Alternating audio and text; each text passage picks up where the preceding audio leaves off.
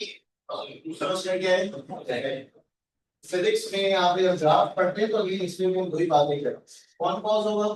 जो इंडिपेंडेंट है हमेशा याद रखिएगा वो कौन होता है? कॉज। और जो डिपेंडेंट है उसका क्या होता है? इफेक्ट। अब किसी को कंसीडर करते हुए आप दो तरह के ग्राफ से हम डिस्कस करेंगे। एक आपके पास लीनियर ग्राफ कहलाता है और एक आपके पास नॉन लीनियर ग्राफ कहलाता है।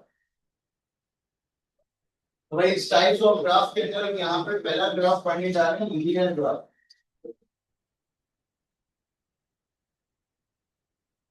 लीनियर का मतलब क्या होता है? लीनियर मींस स्ट्रेट लाइन, यानी एक ऐसा ग्राफ जिसमें स्ट्रेट लाइन फॉर्म हो रही हो। अब सवाल आता है स्ट्रेट लाइन कितने तरह की होती है? तीन तरह की होती है। कौन कौन सी? वर्टिकल स्ट्रेट लाइन और सीधी। यहाँ पर आपको ये बातें पता है, हमारे यहाँ बच्चों को ये सब बातें नहीं मालूम। इसका मतलब ये कि आपकी बेसिक्स भी स्ट्रॉन्ग। बाकी बच्चा जो है वो तो बैठा हुआ वो कह रहे हैं कि स्ट्रेट लाइन भी तीन तरह की होती है। तो भाई आप तीन तरह की स्ट्रेट लाइन पढ़ो। एक आपके पास क्या आती है हॉरिजॉन्टल स्ट्रेट लाइन, एक आपके पास क्या आती है वर्टिकल स्ट्रेट लाइन। यकीनन ये ग्राफ आप सेकेंडरी में तीन के चैप्टर में देखकर आ रहे हैं। ऐसा नहीं है बच्चा बोले कि मैं आज पहली दफा बैठा हूँ। भाई बात ये है कि वो सब कुछ पढ़कर आता है लेकिन फिर भी वो अनजान बन के बोलते हैं सर ये क्या है? भाई ये कुछ भी नहीं, ये बेसिकली ग्राफ्स है। एक आपके पास क्या आती है हॉरिजॉन्टल स्ट्रेट लाइन, एक आपके पास क्या आता है वर्टिकल स्ट्रेट लाइन और एक आपके पास क्या आता है स्लोप। अब अगर मैं आपसे सवाल करूं कि भाई जरा हॉरिजॉन्टल स्ट्रेट लाइन को गौर से देखिए कि हॉरिजॉन्टल स्ट्रेट लाइन क्या इंडिकेट कर रही है? भाई वो ये बता रही है कि वाई एक्सिस में कोई चेंज नहीं आ रहा जबकि एक्स एक्सिस पैरेलल स्ट्रेट में क्या हो रहा है? इसका मतलब the variable quantities x y is same, y constant। जबकि वर्टिकल स्ट्रेट लाइन क्या बता रही है? y में चेंज आ रहा है जबकि x में कोई चेंज नहीं आ रहा।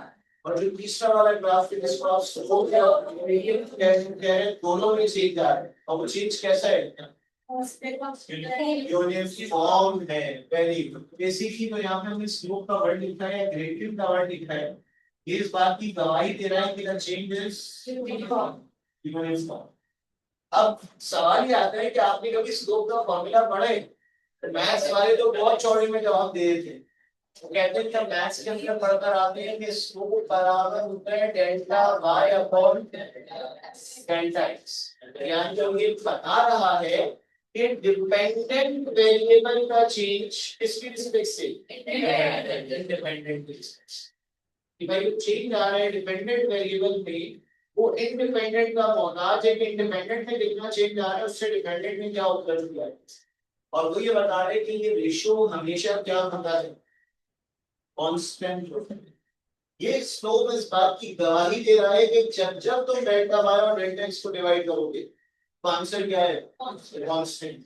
अब अगर मेरे सवाल का जवाब देना 5/1 का आंसर, 10/2 का आंसर और 15/3 का आंसर, 20/4 का आंसर, क्या नंबर सेम थे? तो सेम नहीं है लेकिन रेशियो क्या है? यही तो रेशियो है जिसको आप स्लो है।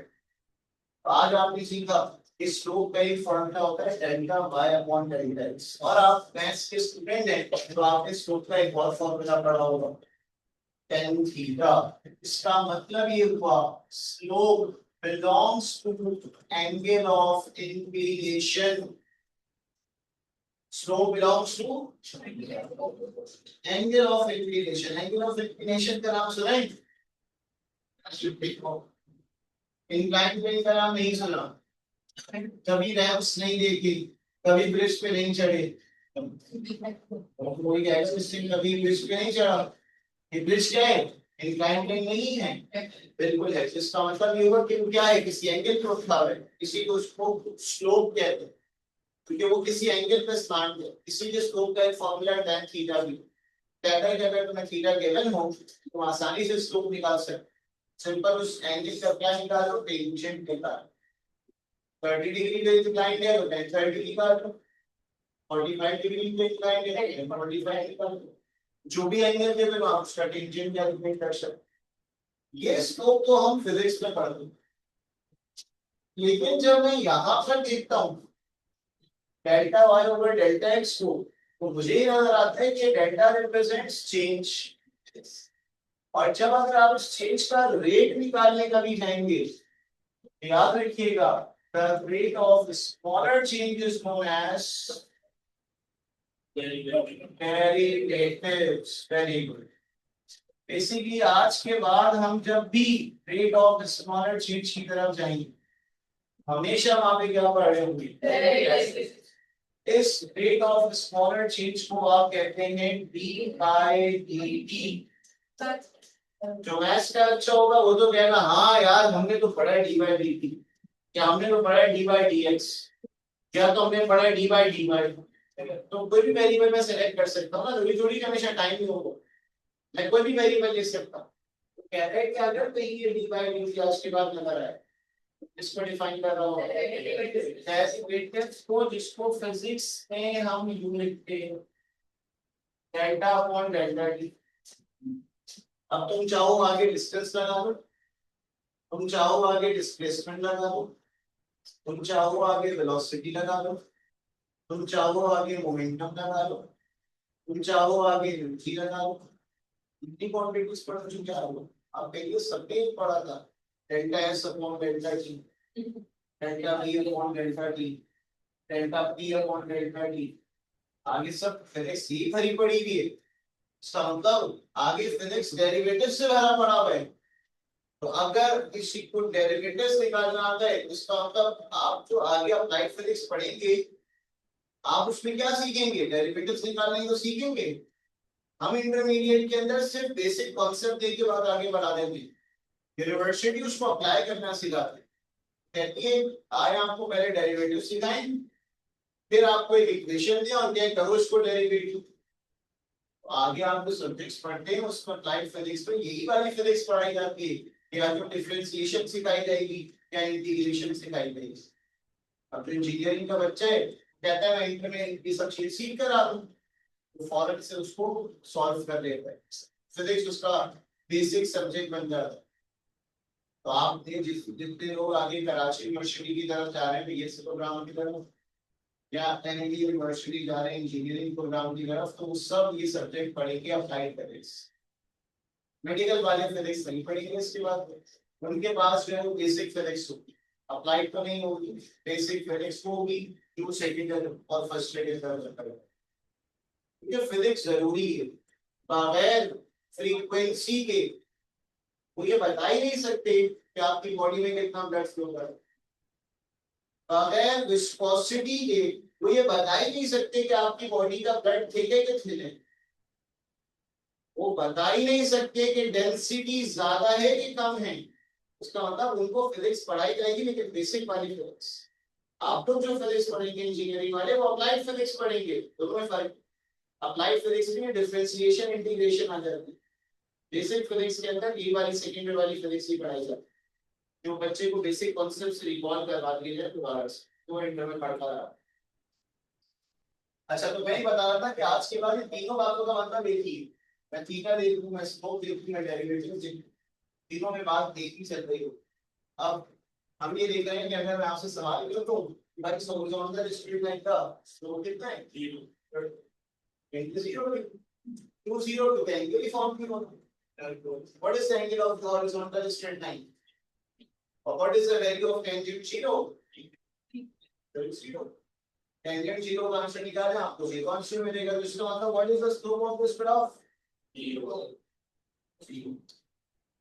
But what is the slope of vertical straight line?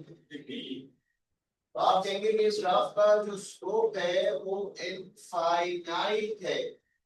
अब मेडिकल का बच्चा कहता है यार ये क्या बोल रहे हैं भाई, ये हम इसलिए बोल रहे हैं कि आप कह रहे हैं कि चेंज सिर्फ किस एक्सिस में आ रहा है, एक्स में तो कोई चेंज नहीं आ रहा, तो यहाँ डेल्टा एक्स की जगह 0 लिख दूं, डेल्टा y अपॉन 0 क्या बन गया? हमने तो बचपन से ही सीखा है कि अगर डिनोमिनेटर में 0 आ जाए तो आंसर इनफिनिटी हो जाएगा।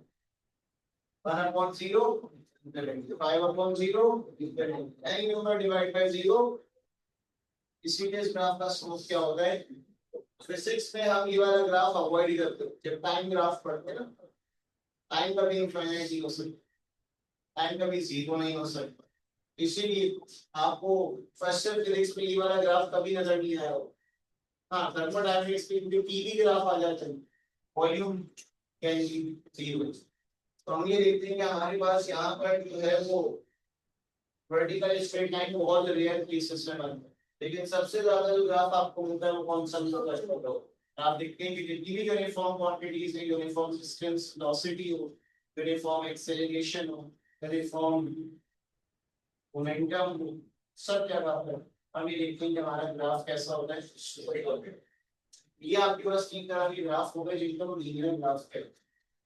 इसीलिए कॉन्ट्रास्ट में दो ग्राफ कैसे non linear.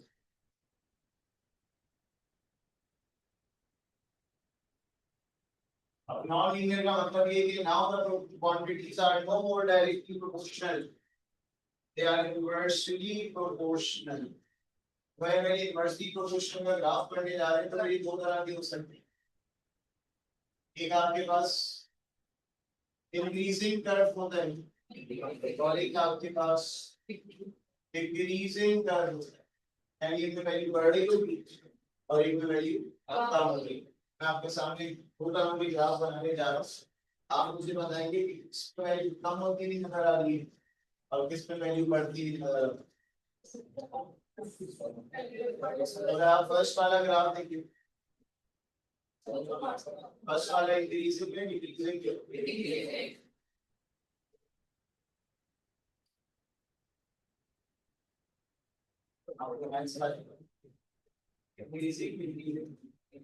decreasing, how decreasing?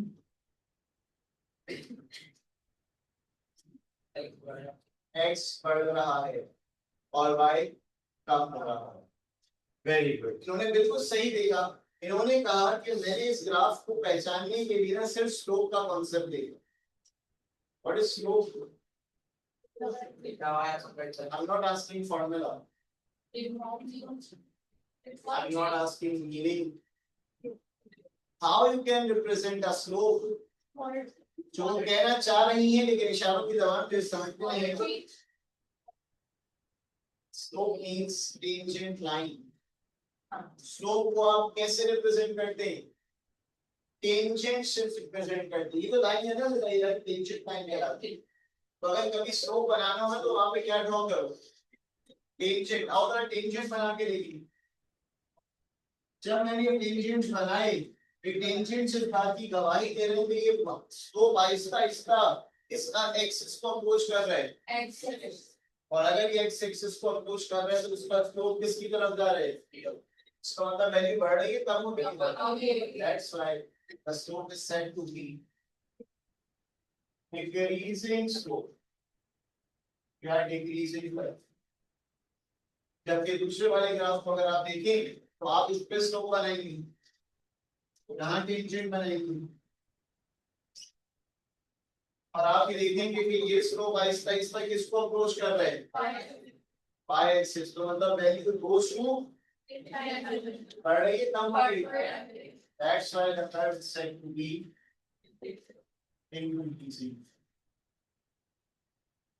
तो ये हमारे पास चैप्टर 1 था, तो यहाँ पे आके खत्म करो और इसके बाद बात हम आगे बढ़ा रहे हैं। आपको पिक्चर दे दूं फिर हम चैप्टर 2 की तरफ बढ़ें।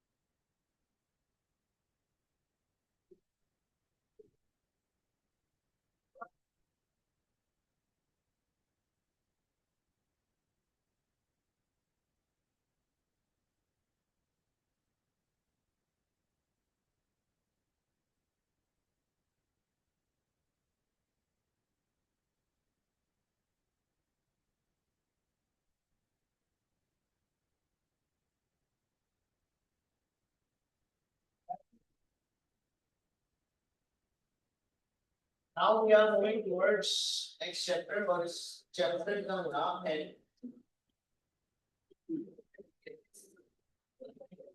काइनेमैटिक्स। यकीनन आपने इस चैप्टर का नाम सुना होगा और चैप्टर नंबर 2 आपके पास काइनेमैटिक्स का आएगा।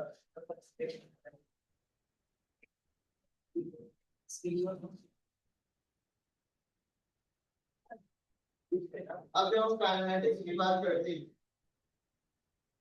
तो काइनेमैटिक्स में ना दो चैप्टर, बेसिकली हमारी सिम्बो की किताब दो चैप्टर्स को मर्ज करके पढ़ा। एक चैप्टर उसके अंदर है स्केलर्स एंड वेक्टर्स का और एक चैप्टर उसके अंदर है काइनेमैटिक्स का। तो एक्चुअली नाम उसने काइनेमैटिक्स रख दिया, लेकिन पहले वो आपको यहाँ स्केलर्स और वेक्टर्स सिखाए, अगर उसके काइनेमैटिक्स या डायनेमिक्स पढ़ी रीजन। तो आज जो हम टॉपिक शुरू करने जा रहे हैं वो है स्केलर्स एंड वेक्टर्स।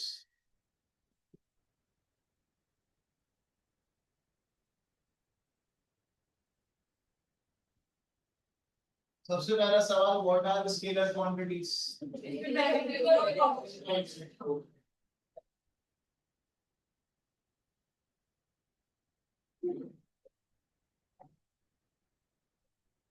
अपनी बात में नहीं रहेंगे तो आपने भी बोला है, पूछो अपनी बात पर कायम रहेंगे तो आपने भी जवाब दिए।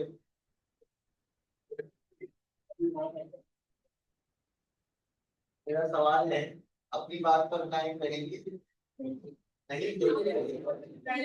आपने तो पहले कह दिया कि नहीं। आप सब ये कह रहे हैं इसमें डायरेक्शन की नीड नहीं, आप सब ये कह रहे हैं इसमें मैग्नीट्यूड और लिमिट काफी होता है। करंट स्केलर है कि वेक्टर है?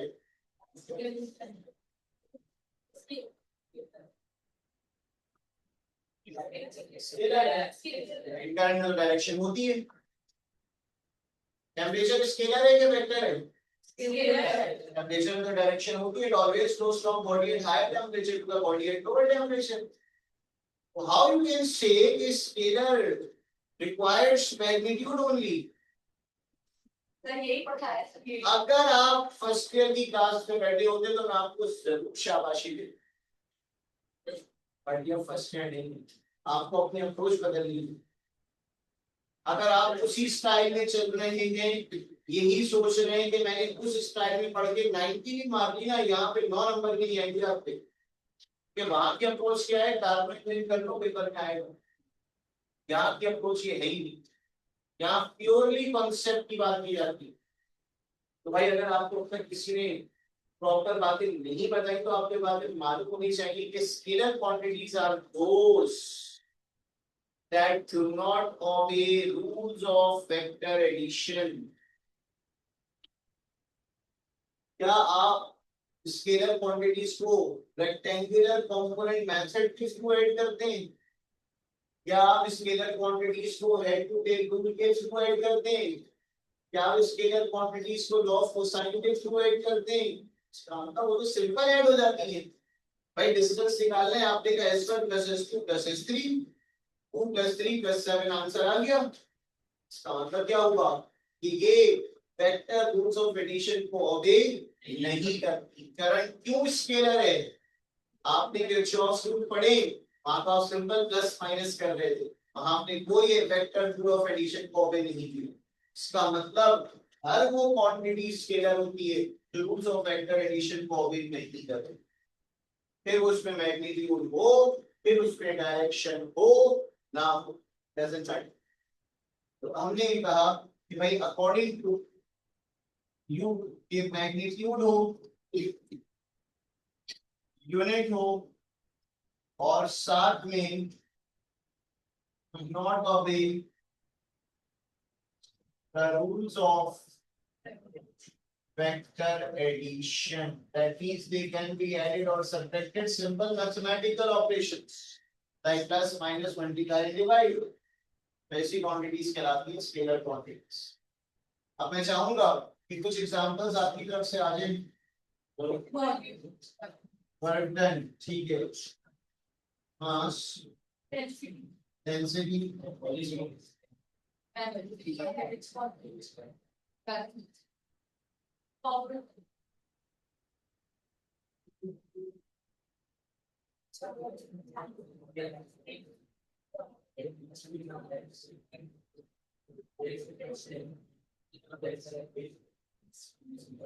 मेरे हिसाब से अगर मैं यहाँ पर आपकी बातें सुनता रहा तो इंग्लिश बन जाएगी। तो आज का टास्क सुनिए। हर बच्चे ने 10 स्केलर क्वांटिटीज और 10 वेक्टर क्वांटिटीज लिखी और 10 की वाली नाउन। आपने कहा 6 तो आपने लिखवा दी भाई। आपने वो 10 लिखनी है जो आपको कहीं ना कहीं आपने पढ़ी। आप किताब खोलेंगे 14 चैप्टर फर्स्ट ईयर में, 14 चैप्टर 28 चैप्टर में से क्या 10 क्वांटिटीज नहीं निकाल सकते? मेरे हिसाब से ये बहुत आसान सा टास्क है जो भी करता हूँ कि आप लोग अगली क्लास में करके। Next you are moving toward vector quantities.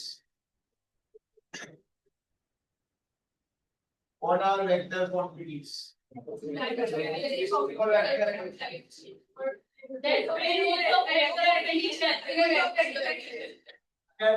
कोई बात आप दोबारा कर देंगे तो फिर आप फर्स्ट के बच्चे कोई पढ़ नहीं रहे।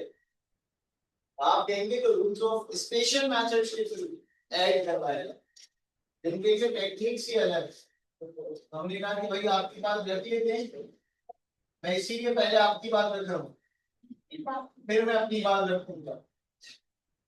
कि बच्चा शिकवा करता है कि यार हम तो क्या गलत पढ़ कर आए। भाई हर किसी की डिमांड अलग है, रीडर की डिमांड अलग है और एप्टीट्यूड की डिमांड अलग है। वहाँ गलत पढ़ के नहीं आए, वहाँ की डिमांड ही यही है। मैं वहाँ वेक्टर रूल्स ऑफ एडिशन पढ़ाना शुरू कर दूं तो बच्चे पहले ही भाग जाएगा, क्वेश्चन कहेगा पता नहीं क्या पढ़ा रहा है। बढ़ जाएगी डिमांड अलग है। अब ये बताएं कि वो रूल्स ऑफ वेक्टर एडिशन आप कितने पढ़ कर आ रहे हैं? कौन कौन से? Of cosine of the bus.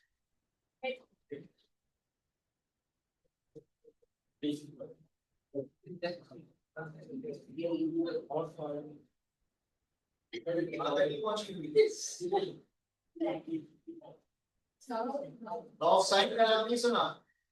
होता है ऑफ साइन भी होता है। ऑफ पैरेललोग्राम का नाम नहीं सुना? एक में पढ़ा होगा, 6 में पढ़ा होगा। तो बेसिकली हमारे पास मल्टीपल मेथड्स वेक्टर्स को ऐड करने की, जिसमें आपने 4 मेथड्स पढ़े थे। आपने लॉ ऑफ पैरेललोग्राम भी पढ़ा हुआ, आपने हेड टू टेल रूल भी पढ़ा हुआ है, आपने रेक्टेंगुलर कॉम्पोनेंट मेथड भी पढ़ा हुआ है और आपने लॉ ऑफ साइन भी पढ़ा हुआ। बच्चा कहता है ये लॉ ऑफ साइन खा गए। हाँ नहीं गए, आपको पता ही नहीं है कि लॉ ऑफ पैरेललोग्राम और लॉ ऑफ कोसाइन एक ही बात।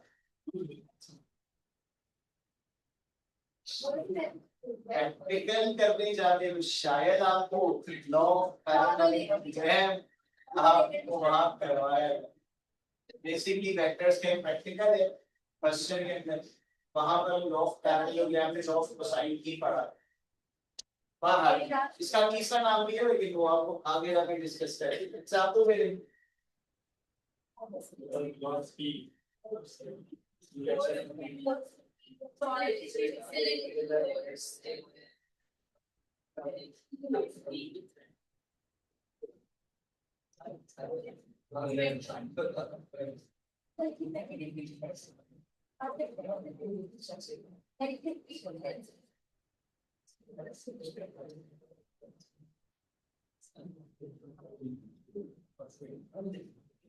भाई आप इसके अंदर एक लिस्ट बनाना शुरू कर दें कि आपके पास और भी बहुत सारे वेक्टर क्वांटिटीज शामिल हो।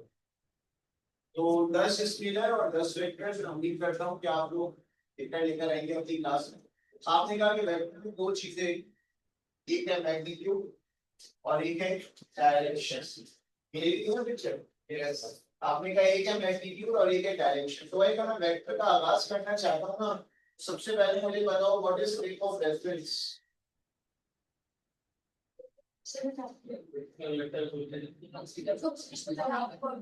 Very good. Basically, a well-defined system. What is system? What is system? Under observation, under consideration. आप सेंटर में एंटर हुए, each office बना के बैठ गए, यही क्यों आए? Because this is your system. System का इंतजाम कौन करता है? आप कौन है? तो इंसान आप ऑब्जर्वर। फिजिक्स में याद रखिएगा, आपके पास सबसे इम्पोर्टेंट कौन होता है? ऑब्जर्वर। जो सिस्टम का भी इंतजाम करता है, जो सराउंडिंग्स का भी इंतजाम करता है, और फिर देखकर फैसला करता है कि यार यहाँ तो अच्छी पढ़ाई हो रही है, वहां तो खराब पढ़ाई हो रही है, वहां पर ये टीचर ऐसा है, वहां पर वो टीचर ऐसा है, यानी वो ऑब्जर्वर है जो केवल बात।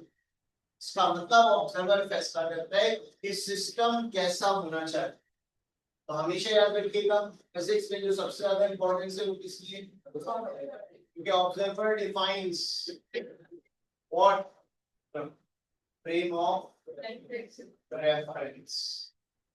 अब आप क्योंकि ऑब्जर्वर है, तो आप मुझे बताइए कि सिस्टम क्या कर रहा है? आपने कहा सिस्टम पोजीशन डिफाइन कर रहा है।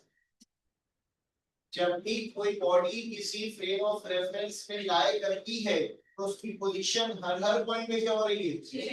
आज ये यहाँ बैठे हैं, अभी आपको जरूरी थोड़ी है यहाँ बैठे हो, वहां बैठे फिर उससे उसका मतलब इनकी पोजीशन क्या हो गई? अब अगर मैं चेक करना चाहता हूँ कि लास्ट वीक कहाँ पे और इस वीक कहाँ है, तो इनकी पोजीशन को चेक करने के लिए मुझे इनकी फ्रेम ऑफ रेफरेंस को डिफाइन करना पड़ेगा। तो इनका फ्रेम ऑफ रेफरेंस तो डिफाइंड है, नंबर 6। अब उसमें उसकी पोजीशन कहाँ कहाँ चेंज हो रही है, ये बताएगा कौन?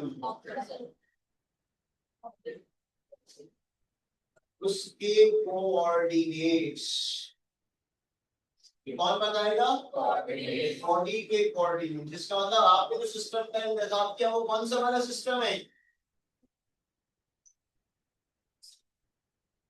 ये हम नाम दे रहे थे, कार्टेशियन कोऑर्डिनेट सिस्टम। क्या आपने इसका नाम नहीं सुना? What is Cartesian coordinate system? x, y और z जिसके अंदर कोऑर्डिनेट्स हो, ऐसा सिस्टम कहलाता है कार्टेशियन कोऑर्डिनेट सिस्टम।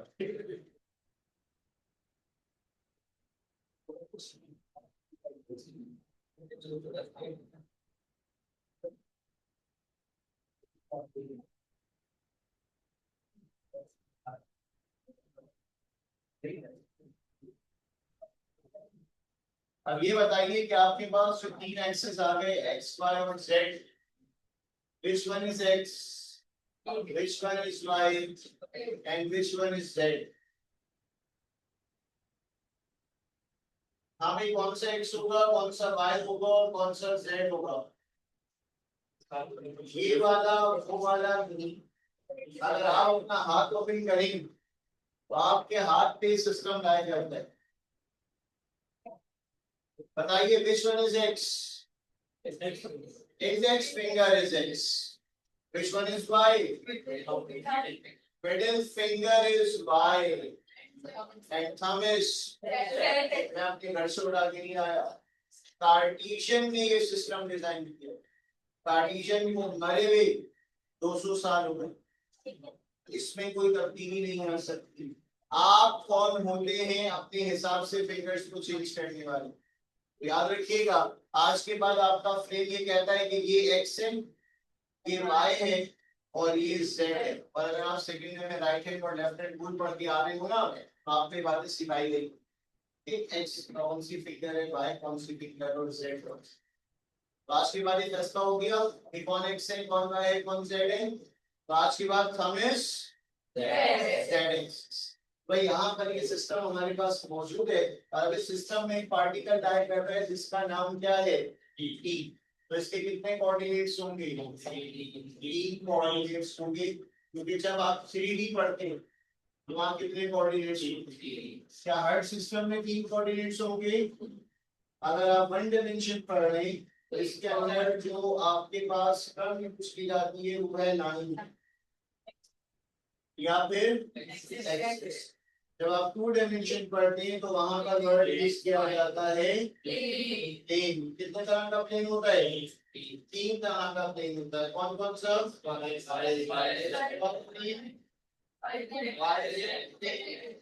और जेड। इसका मतलब ये हुआ कि हमारे पास जब प्लेन का जिक्र आएगा तो 3 तरह के प्लेन है। हमने किसी को तो स्टैंडर्ड बनाने, विच वन इज स्टैंडर्ड? आज के बाद जब भी आप प्लेन का इंतजाम करेंगे वो कौन सा प्लेन होगा? आप कहेंगे आपकी जिंदगी तो एक्स वाई के ग्रिड घूम रही है। जरा बोर्ड देख लें, कौन सा प्लेन है? कौन सा प्लेन है? X Y. जरा बोर्ड देख लें, अपनी कॉपी का पेज देख लें, ये दीवार देख लें, छत देख लें, सारे के सारे प्लेन क्या हैं? X Y. तो हमारी जिंदगी तो एक्स वाई के इर्द गिर्द घूम रही है। तो आज की बार जो हमारा स्टैंडर्ड प्लेन होगा वो एक्स वाई होगा। इसीलिए आप देखते हैं कि जब भी ग्राफ पढ़ाया जाता है तो उसमें 2 ही एक्सिस बनाए जाते हैं, एक्स और वाई। तो इसीलिए कि वो हमारा स्टैंडर्ड प्लेन। तो आज के बाद हमारा स्टैंडर्ड प्लेन कौन होगा? कार्टेशियन का बनाया हुआ सिस्टम। और अगर मैं इस तीनों कोऑर्डिनेट्स को वर्ड से लिख दूं, तीनों आपस में कैसे नजर आ रहे हैं? परपेंडिकुलर नजर आ रहे हैं। यही वजह है कि Cartesian coordinate system is also called, आप कुछ फरमा रहे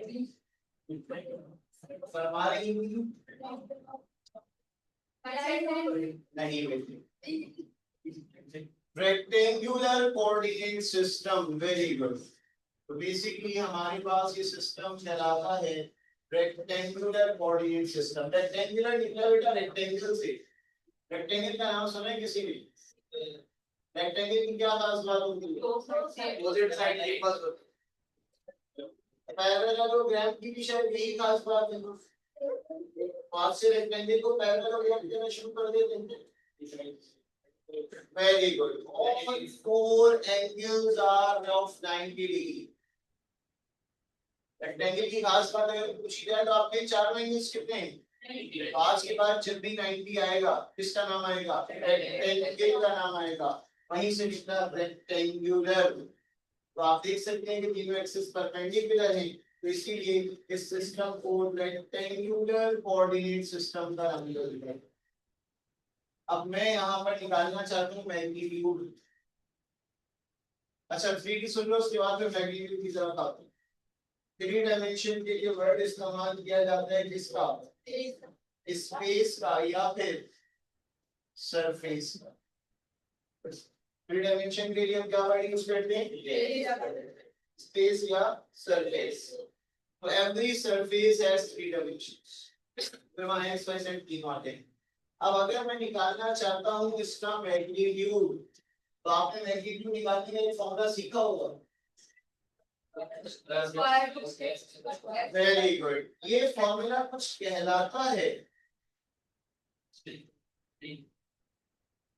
इस फॉर्मूले का कुछ नाम है।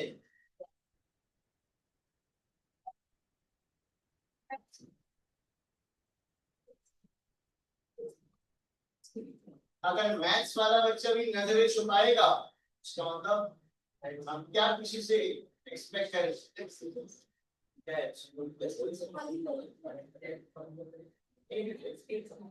This is called Pythagoras theorem. नहीं सुना भाई? पाइथागोरस थ्योरम का मतलब क्या होता है? जब वेक्टर्स परपेंडिकुलर हो, इसी को मैंने तुमसे पहले पूछा था कि तीनों के दरमियान एंगल बनाओ, तुमने कहा नहीं थी। भाई फिर तो तुम्हें कहना चाहिए पाइथागोरस थ्योरम है। याद रखिएगा जब भी वेक्टर्स आपस में क्या होंगे हमेशा कौन सा फॉर्मूला लगेगा? अब अगर आज के बाद मैं आपको कोई भी कोऑर्डिनेट दे दूं तो क्या आप मुझे उसका मैग्नीट्यूड निकाल के बता सकते हैं? चलिए आपका इम्तिहान शुरू हुआ जाता है, बताएं magnitude. Calculators are not allowed। सिर्फ आए उन लोगों के लिए 90 के लिए पैदा हो। अच्छा नहीं, आप पास का टेस्ट नहीं दे रहे इसका मतलब क्या वहां पे मैथ्स नहीं है? हम मैथ्स सिखा रहे हैं भाई, फिजिक्स थोड़ी सिखा रहे हैं। सबको सुनाना नहीं है। 159 एक जवाब आ रहा है। आप सबको मौका दे रहे हो, मुझे नहीं पता है सही कह रहे हैं गलत कह रहे हैं। आप बताएंगे सही आ रहे हैं गलत आ रहे हैं। ये कह रहे हैं 69, 61, वो कह रहे हैं 59, 61 दो आ गए, 61 आ रहे में दो जवाब, 61 तीसरा जवाब आ गया, सवा का बंडल 61 इज राइट। यस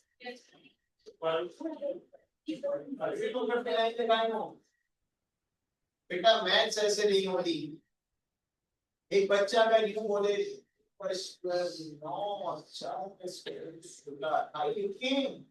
दिक्कत करिए यार, आप तो आपके आइंस्टाइन छोड़िए, आप अगर आइंस्टाइन होते तो आज आप यहाँ ना होते। आपने कहा कि इसका मैग्नीट्यूड आ रहा है 160। अब हमने कहा कि आज के बाद जब भी मैग्नीट्यूड निकालना हो आंखें बंद करके फॉर्मूला लगाएंगे, लेकिन अगर ऑप्शन पॉइंट्स का 7 पॉइंट तो हम ये देखेंगे इससे एक पहले और इसके एक बाद परफेक्ट स्क्वायर याद होना चाहिए। अब आपने कहा 61 से पहले परफेक्ट स्क्वायर 49, 61 के बाद एक परफेक्ट स्क्वायर 64, 49 किसका परफेक्ट स्क्वायर है, 64 किसका परफेक्ट स्क्वायर।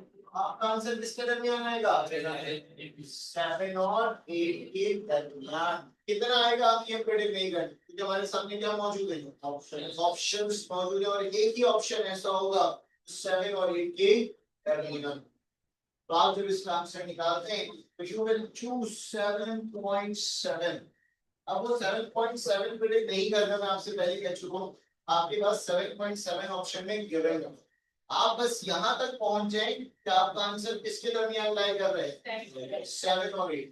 इसकी टेक्निक एक बड़ी आसान सी टेक्निक है कि उस नंबर से पहले वाला परफेक्ट स्क्वायर और उस नंबर के बाद वाला परफेक्ट स्क्वायर वो आपको बताओ। तो आज का टास्क नंबर 2 आपको लिख लिए सारे, 20 तक के आप कह रहे हैं स्क्वायर याद होने चाहिए, मैथ्स वाले ने ये बोला। चलो भाई आज फिजिक्स वाला क्या कह रहा है सुनो, 20 तक के टेबल्स याद होने चाहिए।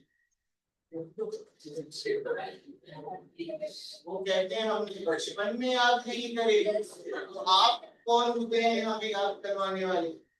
अब टास्क ये है कि अगर आप नहीं याद करके आ रहे तो आपकी कॉपी के पीछे मुझे 20 तक के टेबल्स चाहिए। आप मत लिख के लाएं, आप प्रिंट निकलवा के स्टिक कर लें अपनी कॉपी।